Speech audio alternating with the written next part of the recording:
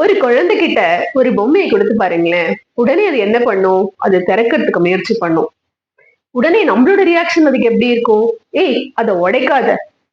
உண்மையிலேயே அந்த குழந்தை அந்த பொம்மைய உடைக்குதா? இல்ல அத பத்தி கத்துக்கிறதுக்கு முயற்சி பண்ணுதா?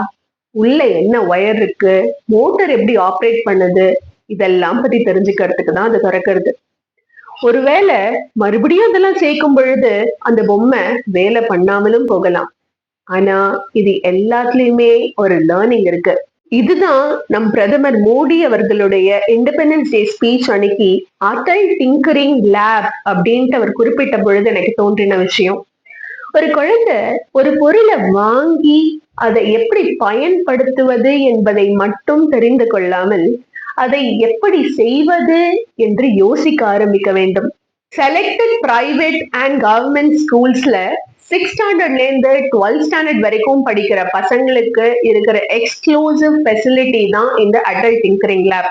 இந்த லேபோட ஸ்பெஷாலிட்டி என்னன்னா, நம்ம மாடர்ன் எக்யூப்மெண்ட்ஸ் அண்ட் மாடர்ன் டெக்னாலஜியை யூஸ் பண்ணி பிராக்டிக்கல் எக்ஸ்பெரிமெண்ட்ஸ் பண்ணலாம். ஆனா நம்ம கவனிக்க வேண்டிய ஒரு முக்கியமான விஷயம் என்னன்னா, இந்த ஆய்வகங்கள் எல்லாமே அந்தந்த பள்ளிகள்ல படிக்கிற அந்தந்த மாணவர்களுக்கு மட்டும்தான். சீனா போன்ற நாடுகள்ல ஒவ்வொரு மாவட்டத்திலும் பொதுமக்களின் பயன்பாட்டிற்காகவே இந்த மாதிரி லேப்கள் இருக்கு.